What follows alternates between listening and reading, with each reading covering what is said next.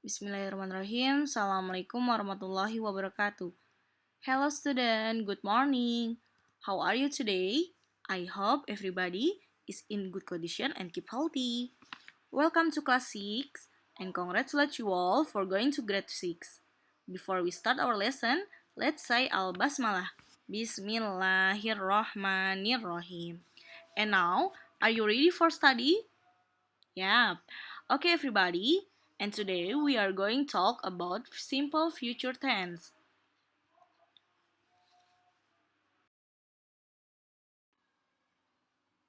Jadi di sini ada function from simple future tense yaitu to express something that will be done in the future.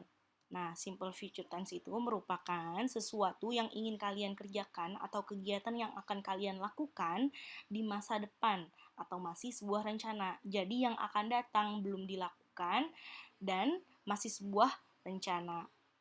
Time signal ataupun waktu yang digunakan untuk simple future tense, contohnya misalnya tomorrow, besok. Nah, masih belum dilakukan karena masih direncanakan besok. Atau mungkin later, 2 days later, 2 hari kemudian, 2 hari yang akan datang, misal. Atau soon, next week, minggu depan, next month, bulan depan, ataupun next year. Ya, sampai sini paham? Lanjut ya. Langsung ke form atau rumus. Rumus dari simple future tense. Yang pertama ada subject plus will plus verb one. Masih ingat subjek itu apa aja? Subjek itu ada I, you, they, we, she, he, it. Nah, jadi simbol dari simple future tense yaitu will. Nah, lanjut ke example-nya. Di sini ada I will go to Monas with my family. Nah, di sini I sebagai subjek, will sebagai simbol simple future tense, dan go merupakan dari verb one. Ya, ingat, verb one, verb itu kata kerja dan bisa ditambahkan dengan objek lain, yaitu go to Monas with my family, ya. And other example, dan contoh yang lain misalnya, we will sing the ondel-ondel song tomorrow. Nah, di sini we sebagai subjek, will sebagai future tense, ya, sebagai simbol future, dan sing sebagai verb atau kata kerja ditambah dengan the ondel-ondel song tomorrow yaitu objek. Sampai sini paham? Jadi rumus simple future tense pertama harus ada subjek. Subjek bisa dengan I, you, they, we, dan yang lain sebagainya. Dan setelah subjek harus will. Oke?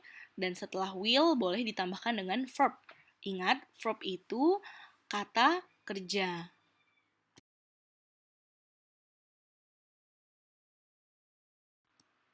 Jadi di sini ada pertanyaan, what will you do next month? Apa yang akan kamu lakukan di bulan depan atau di bulan yang akan datang? Nah, untuk menjawab pertanyaan seperti ini, jangan lupa kalian memakai simple future tense. Nah, rumus yang pertama yaitu harus diawali dengan I.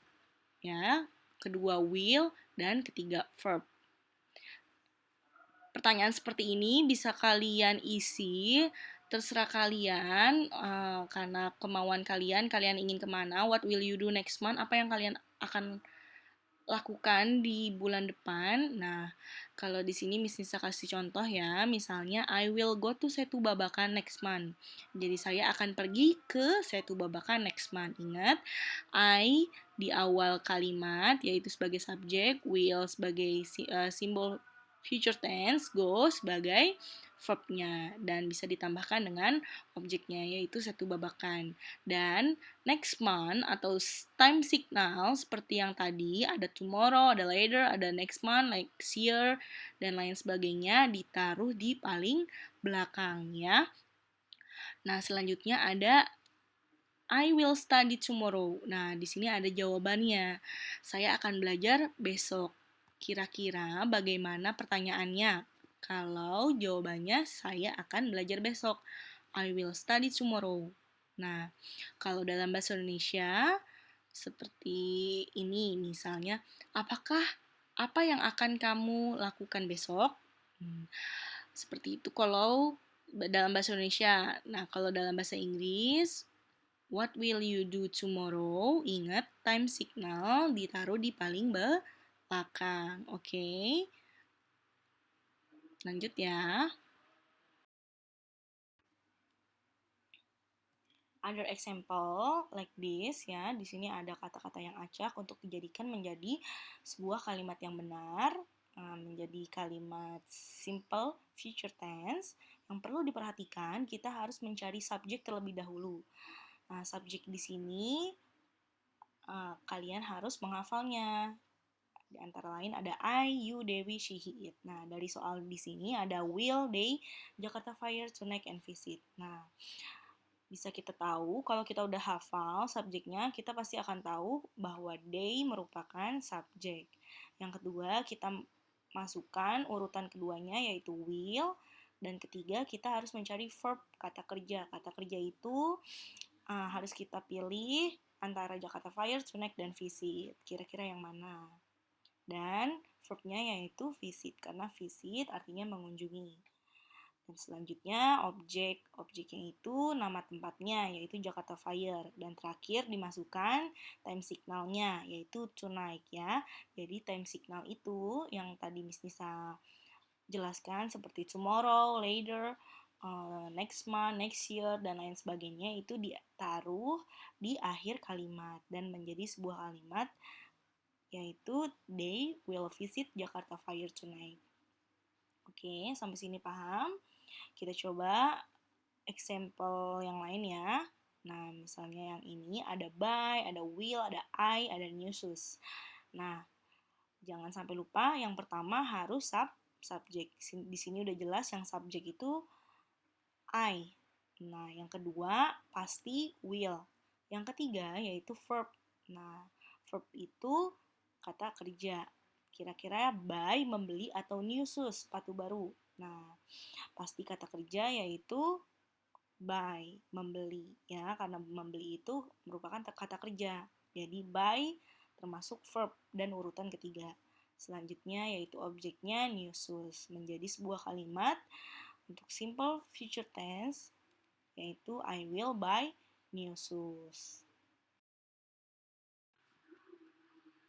Untuk tugas, yang pertama, silakan kalian tulis materi yang kita pelajari hari ini, ya, mulai dari function, lalu time signal, dan rumus-rumusnya, contoh-contohnya, ya, yang di slide sebelumnya. Silakan kalian tulis di buku tulis, lalu kerjakan latihan halaman 4-6 langsung di buku cetak, ya. Jangan lupa difotokan dan kirim langsung melalui WA. Jadi jangan dikirim ke grup ya, langsung kirim ke Miss Nisa.